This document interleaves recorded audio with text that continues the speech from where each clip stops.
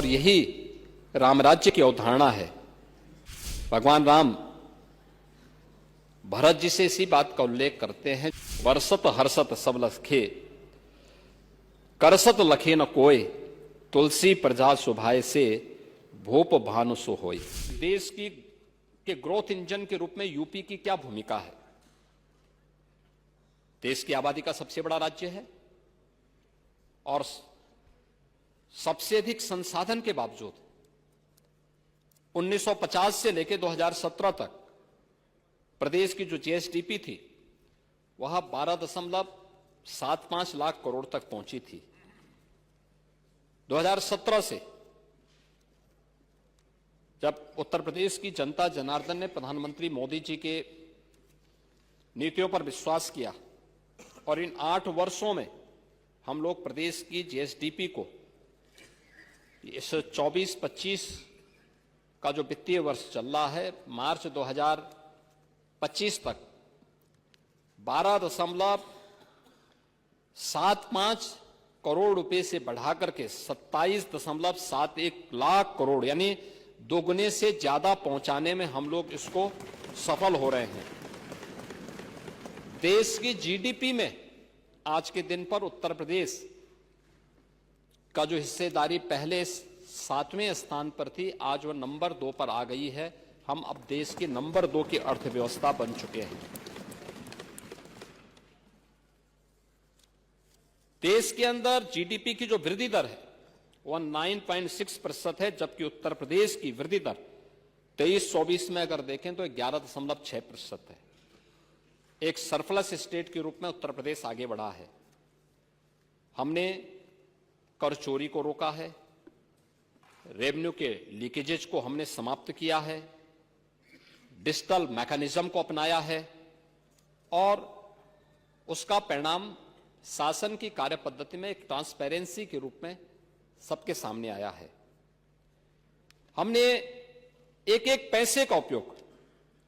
उत्तर प्रदेश के विकास के लिए और गरीबों के कल्याण के लिए उस पैसे का उपयोग किया है। प्रदेश में 8 वर्ष में हमने एक भी टैक्स नहीं लगाया है। आपने इस बात को देखा होगा, जब हम टैक्स की बात कर रहे थे तो मुझे बताते हुए प्रसन्नता है कि पिछले 8 वर्ष में हमने पर कैपिटा इनकम को बढ़ाया है, प्रदेश की जीएसडीपी को बढ़ाने, दोगुना से अधिक करने में सफलता प्राप्त की है और यह पिछले 8 वर्ष में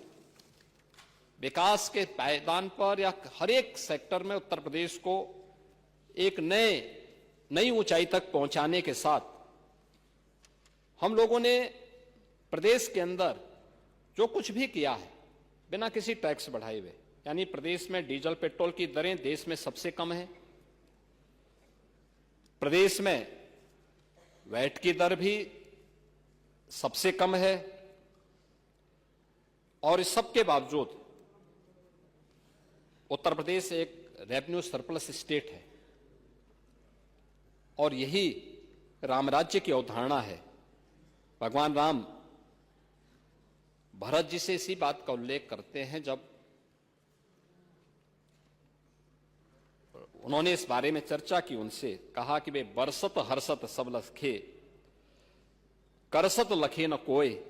तुलसी प्रजा सुभाए से, भूप भानु सो होय। यानी श्री राम जी भरत जी से कहते हैं कि हमें प्रजा से कर ऐसा लेना चाहिए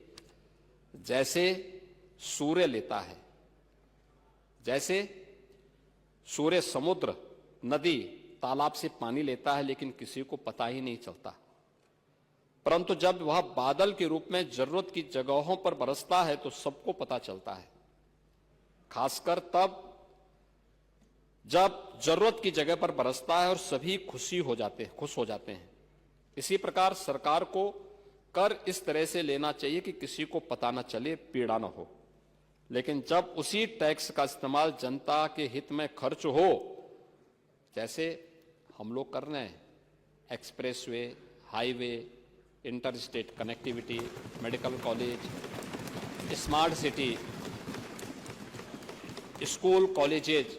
यूनिवर्सिटीज, हॉस्पिटल्स, तो जनता का कल्याण होता है, विकास इससे होता है और हमारी सरकार इसी भाव के साथ, राम राज्य की इसी भाव के साथ कार्य कर रही है, जिसका उदाहरण मैंने आपके सामने यहां पर प्रस्तुत किया है।